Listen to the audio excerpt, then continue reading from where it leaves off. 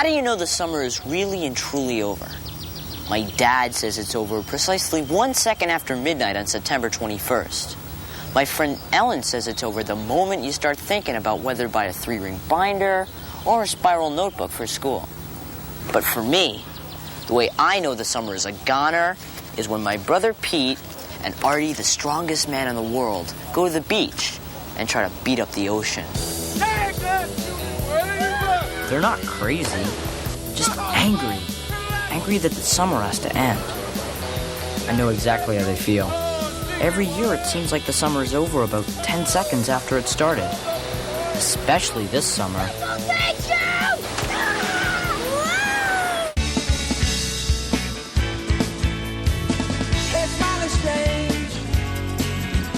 You looking happily deranged.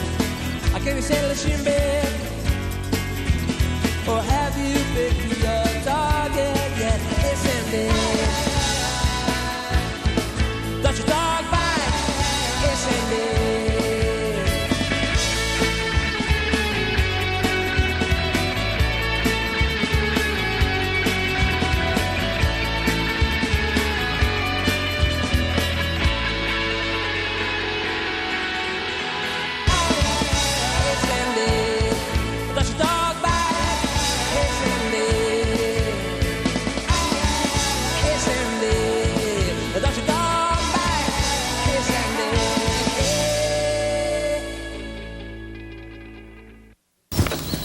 I'm Pete, and this is my brother Pete.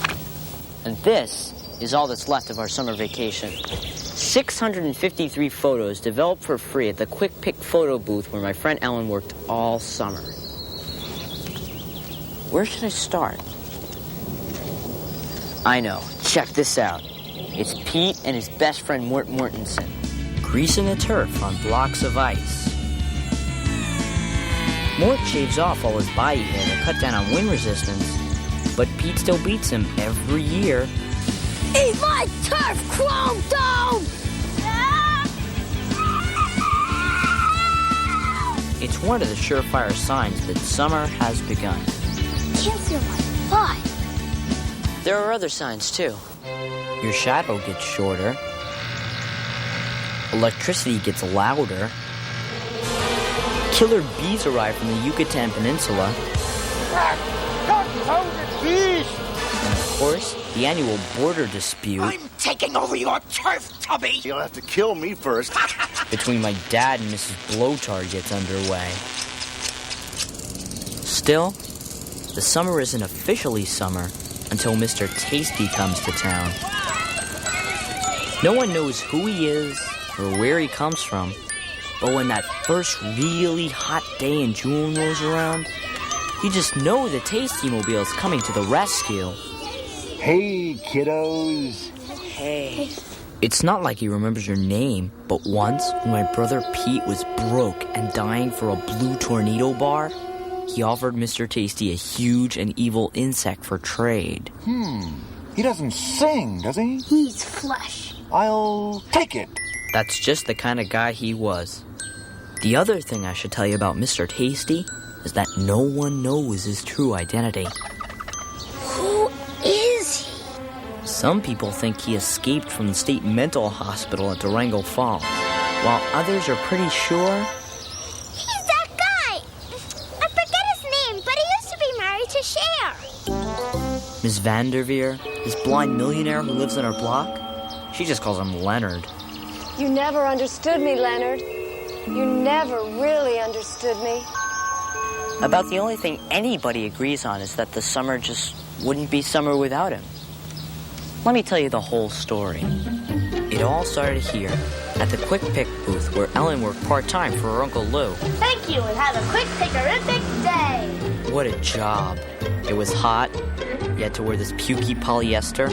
Plus, there was nowhere to go to the bathroom. You just had to hold it in. Outside of licking dirt for a living, it was easily the world's deadliest job. Then, one day, she stumbled across a clue that could unravel the summer's greatest mystery.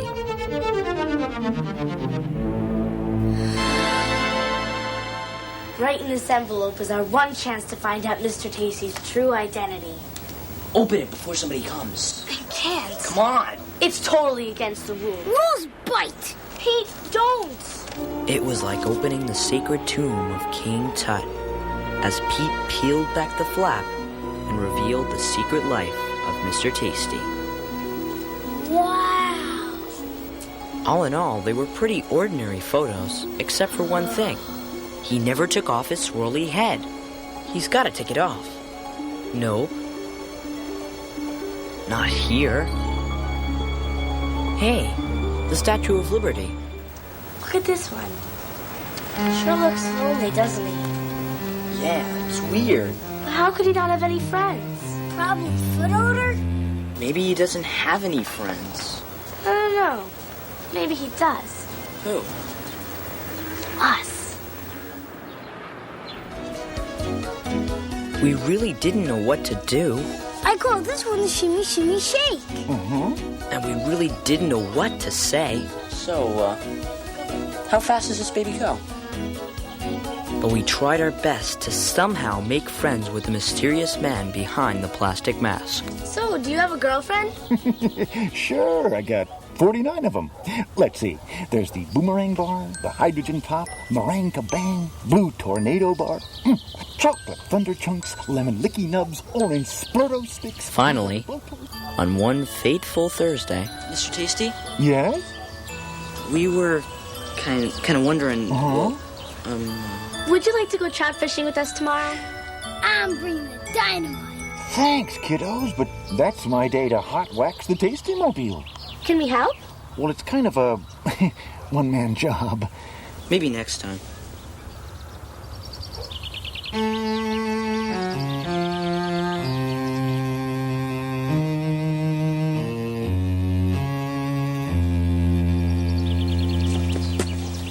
Mr. Tasty, Uh-huh. do you have any friends? Well, sure. All kids are my friends. Yeah, okay. But don't you feel like kind of lonely sometimes? An ice cream man lonely? Come on. Yeah, like maybe you feel like nobody really knows you or even cares? Hey, everybody knows me. I'm, Mr. Tasty. Now, what can I do for you kiddos? Let us be your friends. I know. How about a bodacious blue tornado bar to tickle your tonsils? Buffo. No, that's not enough anymore. I'm sorry. I wish it could be different, but, it's for your own good. Take them. They're starting to melt. Please, they're all you really need. They're just popsicles. Exactly. And I'm just an ice cream man, and you're just my customers, and that's the way it has to be. How can you say that? There's no other way. Just give us a chance. I can't. Not here.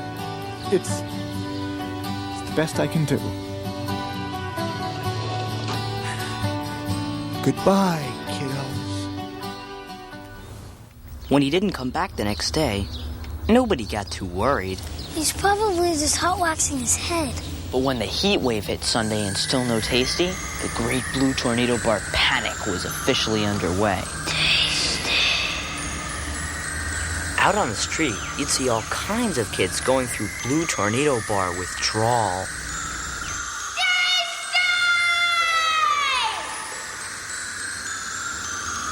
Tasty? I'll have 2 blue tornado bars and a meringue kabang for my sister Lucy. While some of us started hallucinating, other people just lost their mind. I didn't mean it, Leonard.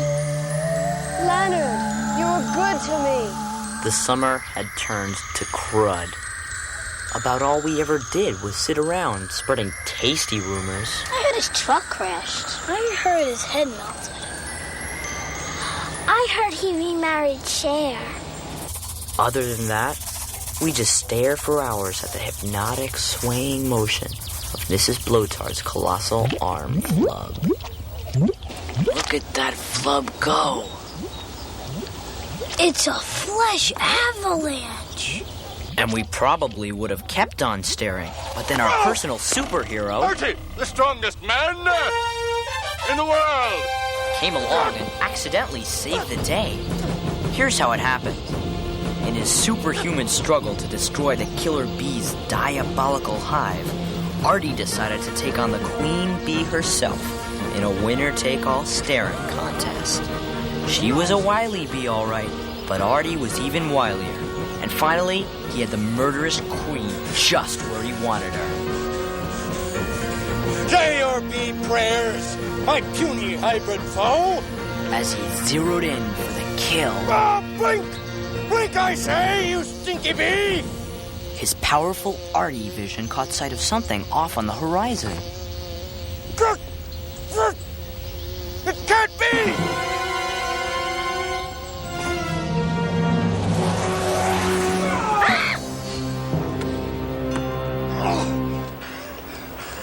Greetings, photo gal! Artie! A shot! A flash of white near the curve of the earth. Then it was gone. So what, Artie? The tasty mobile! Taking into consideration the height of the water tower, the rotation of the earth, and the prescription of Artie's eyeglasses, Ellen made some trigonomic calculations and pinpointed Mr. Tasty's coordinates to a stretch of interstate in northern Kentucky. We have to find him. The search for Mr. Tasty had begun. After Artie's miraculous sighting of the Tasty Mobile, he sprang into action. The summer was half over, and out there, somewhere, the loneliest man in the world was driving further and further away from the only friends he had. Us. If we didn't find him, nobody would. Ellen turned her booth into a command center, took over every shift, and devoted her life to tracking him as he burned across the continent. She knew she was violating about 1,700 quick-pick regulations, but the only way to find Tasty was by looking for clues in every single photograph that came in. When a clue would turn up, she'd plant another pushpin in her map and try to predict his next cunning move. Tacoma, of course.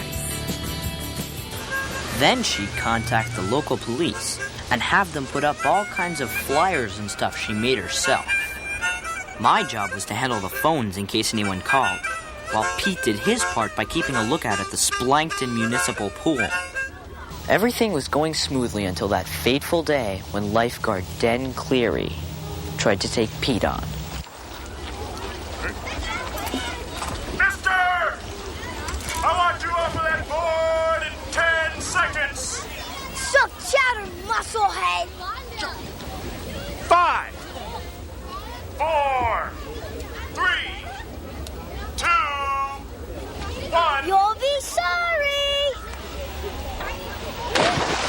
The thing you have to understand about Pete and Den Cleary is that they've been feuding for years. Last year, after Den Cleary caught Pete eating in the pool, he banned him from the water for the whole summer.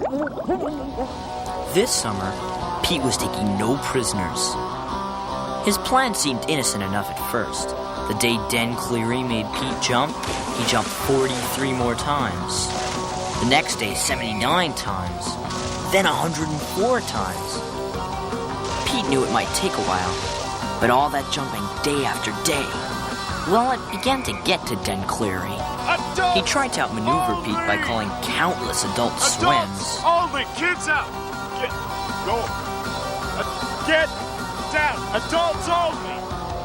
But when the constantly plunging Pete got up to 269 jumps one day, Den Cleary finally snapped. Oh, talk to him, please. He'll listen to you.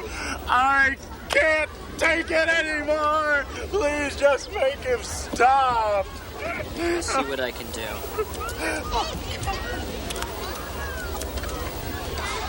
Pete, come here. The situation calls for Plan F. Let's go!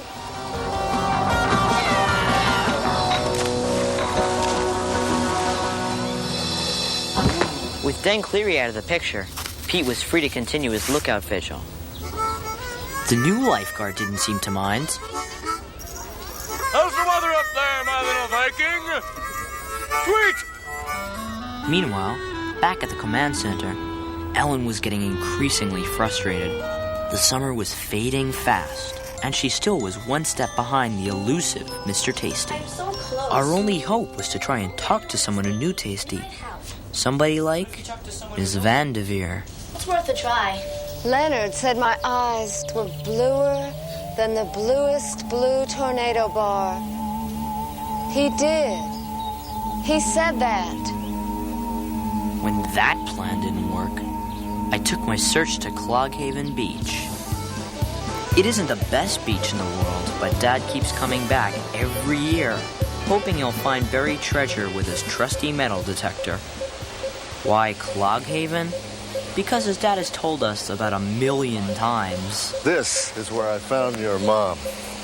There I was, 22 years old, fresh out of the army, broke, out of my mind, looking for treasure. And then all of a sudden, the detector starts beeping like a banshee. And I'm thinking Spanish doubloons, right? And then suddenly I'm shocked to see your mother's beautiful face blinking beneath me. And I'm thinking, what the Sam Hill? Oh, when your mother says, go ahead, honey, say it. It's me. I have a metal plate in my head. Can you believe that? A metal plate from some accident she had when she was a kid. And we get to talking, and next thing you know, honey, next thing you know? Wedding bells are ringing. Will you turn that thing off now? Sure. Oh, sorry. Did I ever tell you guys that story before? Huh? Before we launched into the story of their wild honeymoon at the Hoover Dam, I veered toward the boardwalk, hoping I'd find an ice cream man with some answers about Mr. Tasty. What can I get you, son? How about a sludge sickle? You seem like a bona fide sludge sickle man. You don't have any blue tornado bars, do you? Nope. No, I don't.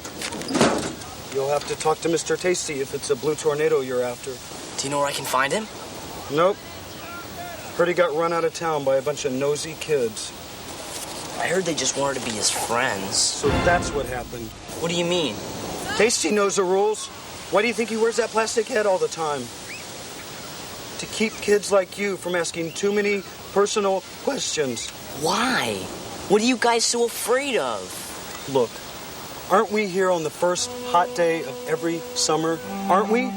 Don't we carry 49 different flavorific flavors, including pineapple flirt? What else do you want from us?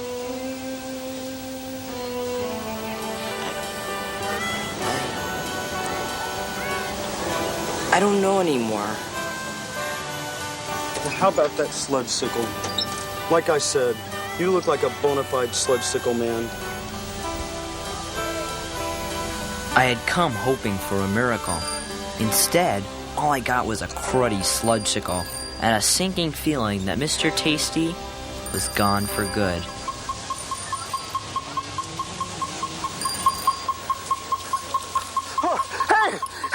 Hey, we got something here, something big.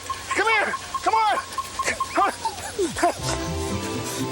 Oh, hey, I think it's like an Oldsmobile, like a Delta 88 or maybe a Cutlass Supreme.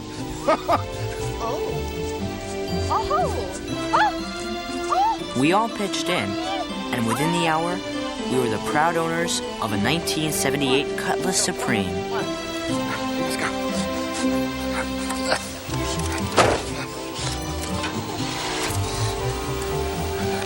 All right, buckle up. Let's go. It ran perfectly and had tons of legroom. I got a new car. I didn't have Our to go dad run. was so happy, he sang all the way home. I got a Cutlass Supreme. It's got a radio.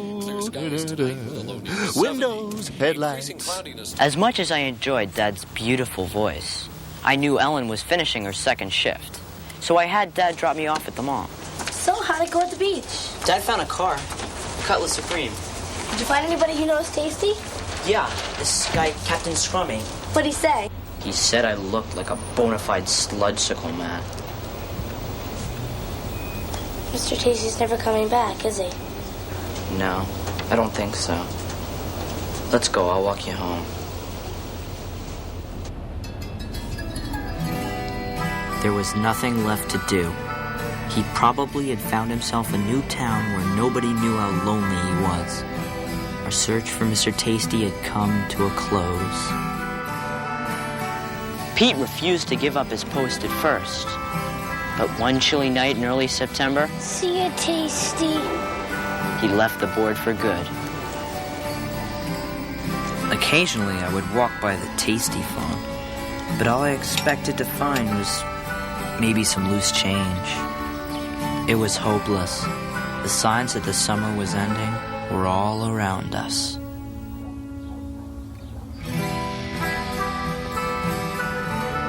Back to Yucatan with you, Stinky. We will battle next year.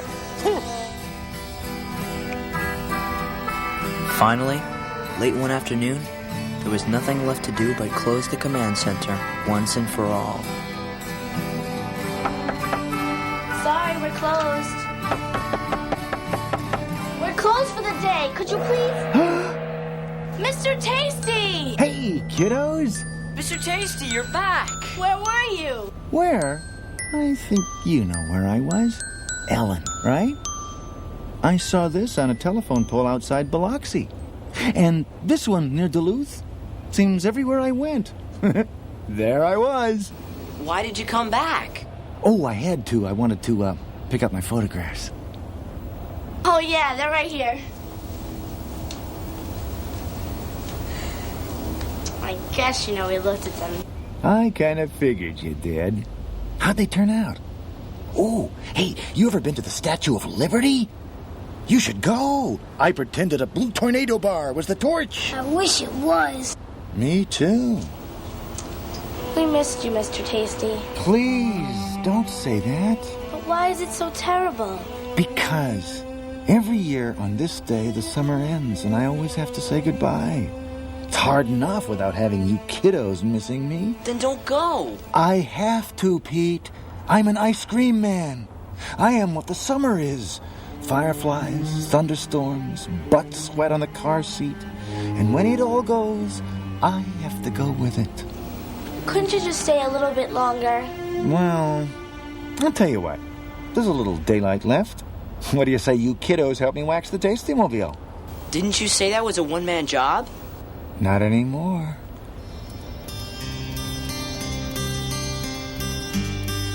I guess we thought if we just kept waxing and waxing, maybe Mr. Tasty would never leave.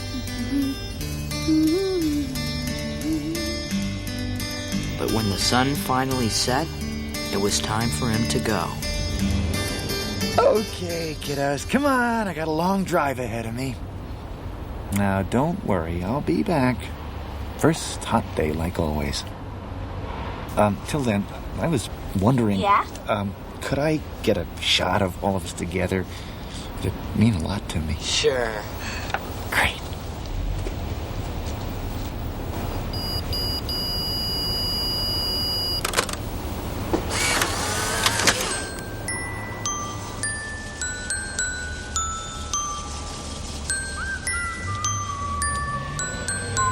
No one knows who he is or where he comes from, and probably no one ever will. I guess some things are supposed to stay a mystery. All we know is that he's more than just an ice cream man. We're more than just his customers. When it comes to people missing you, it's really not that terrible at all.